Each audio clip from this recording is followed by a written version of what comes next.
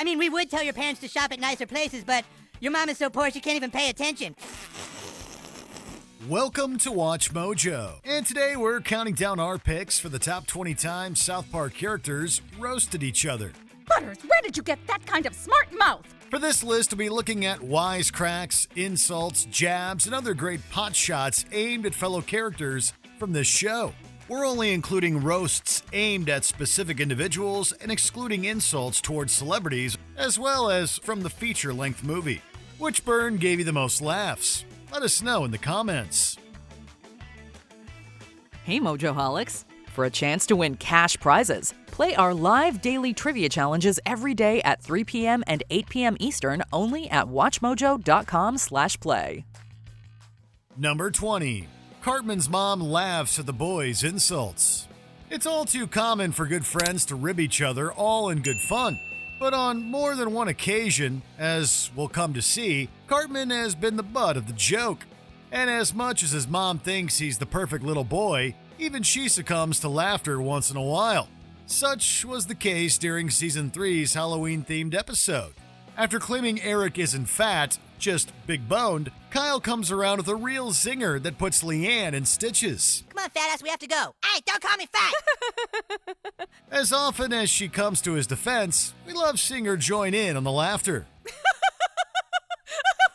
God damn it, Mom! God, I hate you guys. Number 19. Kyle calls Stan a Cartman. Despite the occasional ups and downs of South Park, two characters have remained the best of friends throughout the show's run, Stan and Kyle. Yet during Season 19's ad story, Stan becomes suspicious of Kyle and the two end up in a heated argument in the cafeteria. This is about you being scared, Kyle. It is you, isn't it? That's why you're trying to shift blame on me.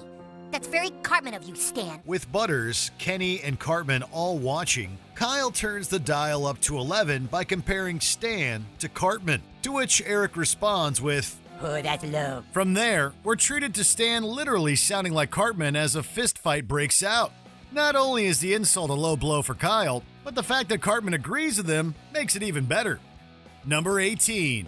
Butters torches the Goths. When Stan and Butters both have their hearts broken, we get to watch how two very different characters deal with breakups. Stan joins the Goth kids and talks about pain all day, where Butters accepts the reality that sometimes bad things just happen. So when Stan and the Goths find him crying on the street, Michael, yes, that is the tall Goth kid's name, offers to let Butters join their gang. Look at that. Another tortured soul. Another life of pain. And just as he always is, Butters is ever so polite as he declines but manages to get a fantastic, albeit highly inappropriate jab at Stan's new friends. It's a surprise roast after such a heartfelt confession from the sweetest kid in town. We'll show you, Stan. Number 17. Butters goes after everyone.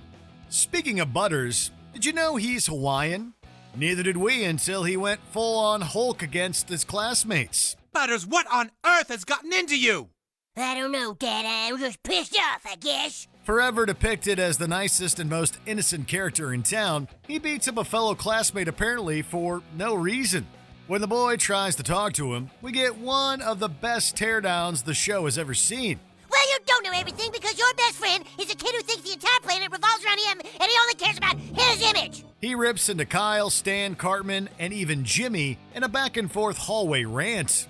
He even rhetorically tells his dad to shove it when hauled into the principal's office.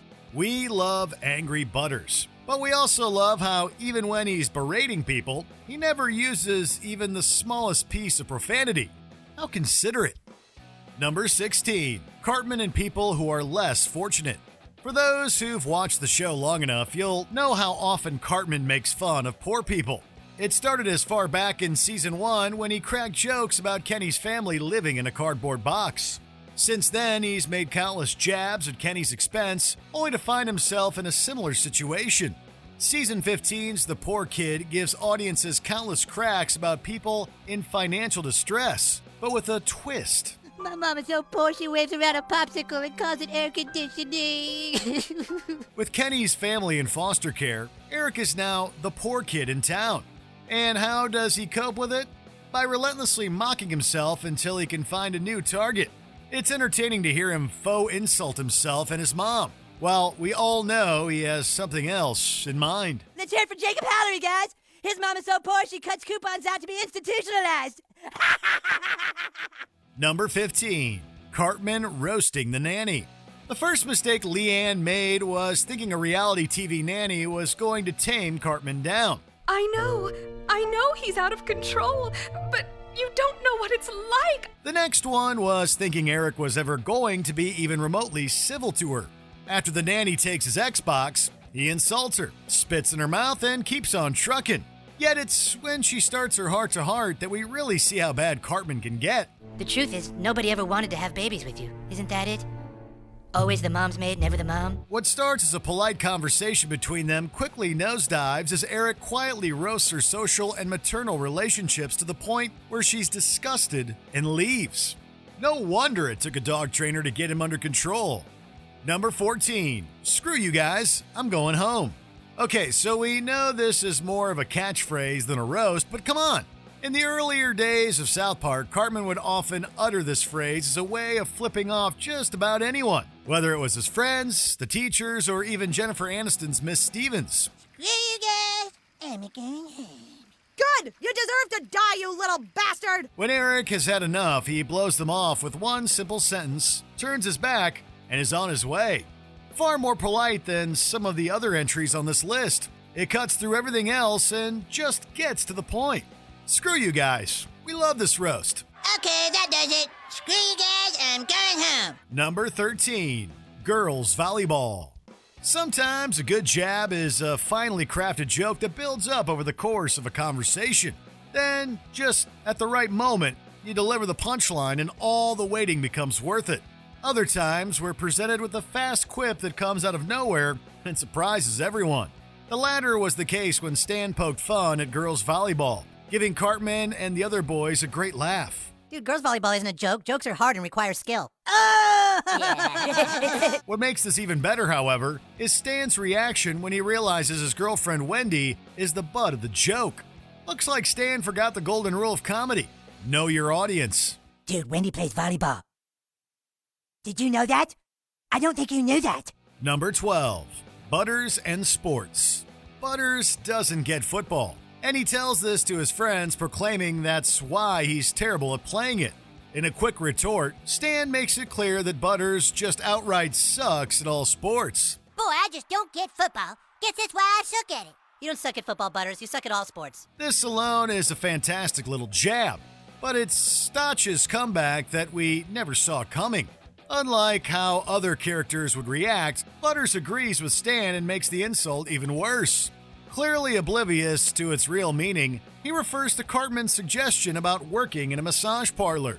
It's one thing to get roasted by a friend, but something else entirely when you pile on with them. That's right, Butters. Number 11. Kyle insults his mother.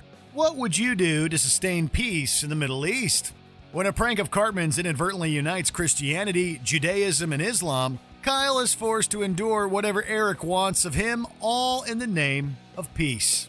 So when Cartman asks him to insult Sheila to her face, poor Kyle has to face his worst fear.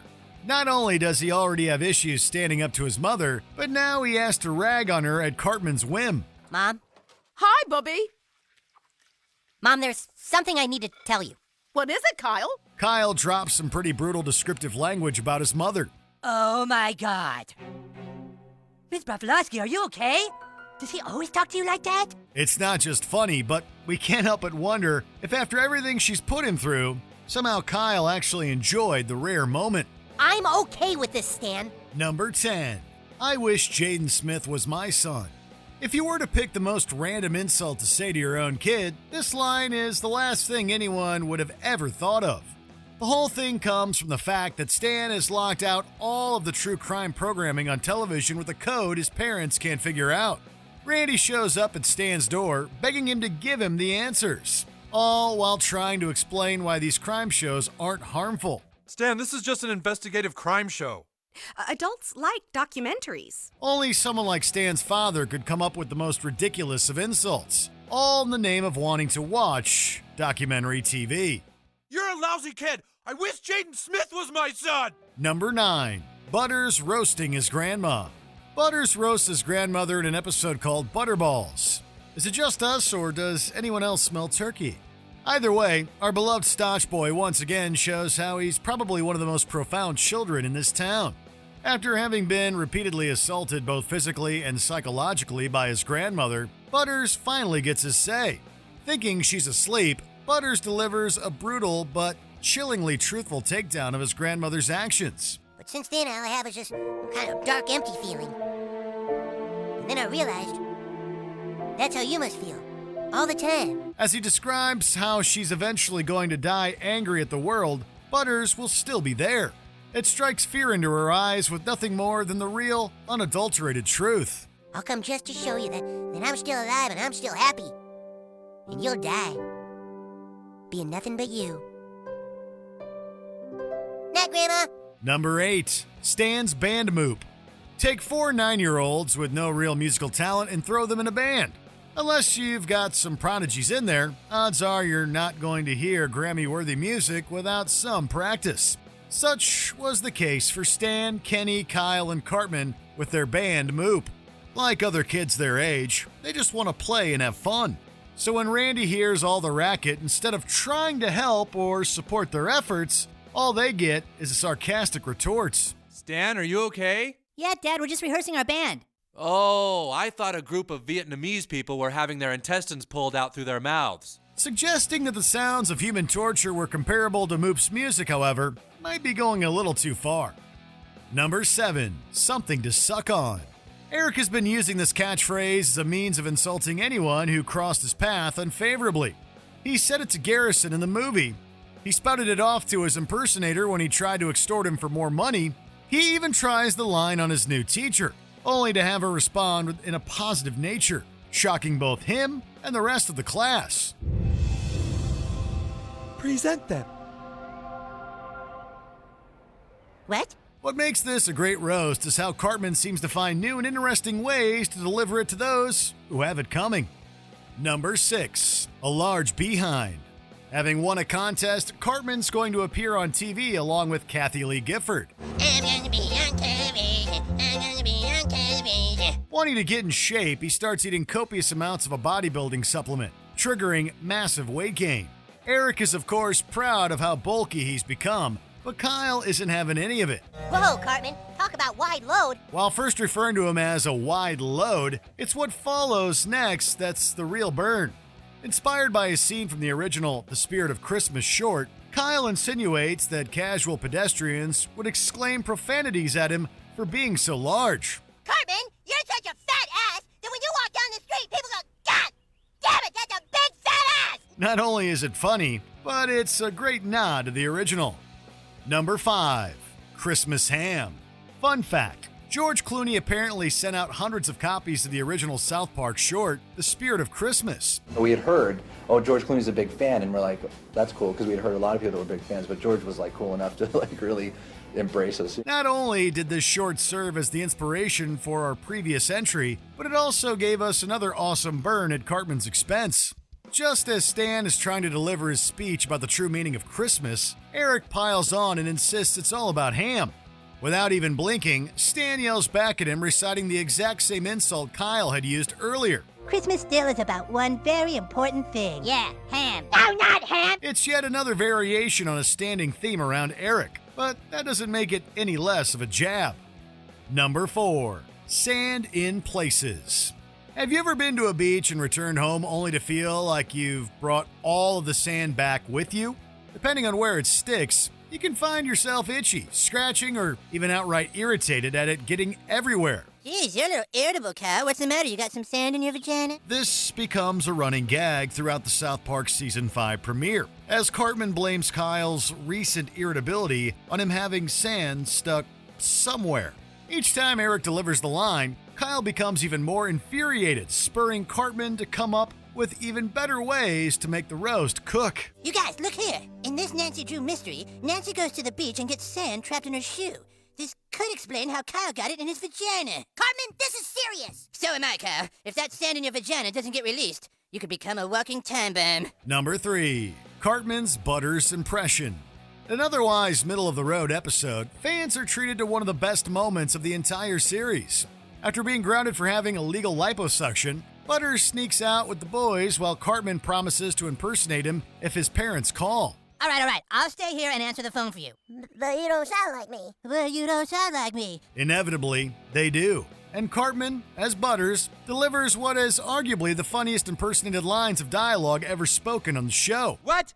Are you trying to get yourself in more trouble with that kind of language? Butters' dad gets a roaring insult about his sexuality and bodily functions, while he implies Linda enjoys the company of livestock. The crudeness of the insults is one thing, but when delivered as faux Butters, it brings the laugh to a whole new level. Don't you hi, Mom and Dad, us, you little punk! Oh, Dad, you don't even know the trouble you're in, mister. What I do? Number 2. Leanne's magazine appearance. It's Halloween time in South Park, and Kyle is arguing with Cartman about him having dressed up as Hitler. Hey, where do you guys see my Halloween costume tomorrow? It kicks ass. As the two exchange insults, Kyle makes a rather disparaging remark about Cartman's mother being on the cover of an adult-themed publication. Kids poking fun at each other's moms is nothing new, but Cartman is taken aback by the insult. If that had been it, the crack would have been funny enough. But the real punchline comes later, when the boys end up at the morgue. Kyle finds an adult magazine featuring Leanne Cartman on the cover. I found it! What? See, Cartman? Your mommy is on the cover. Set, game, and match. Before we continue, be sure to subscribe to our channel and ring the bell to get notified about our latest videos. You have the option to be notified for occasional videos or all of them. If you're on your phone, make sure you go into your settings and switch on notifications. Number 1. Larger Than Life. For a film that is barely over 5 minutes long, it certainly has its own share of quotable moments. Wish you a Merry Christmas. Wish you a Merry Christmas. Serving as the inspiration for our number 6 entry, the original replaces much of the TV-friendly dialogue for words we won't repeat here. We get to see the first inklings of the ongoing feud between Cartman and Kyle. Using language unfit for an 8-year-old, Kyle claims passerbys would be shocked at how large Cartman is. That when you walk down the street, people go, God damn it, that is a big fat. It's our number 1, not just because it's funny, but because it was the first of so many roasts the show would come to be known for. Did you enjoy this video? Check out these other clips from WatchMojo, and be sure to subscribe and ring the bell to be notified about our latest videos.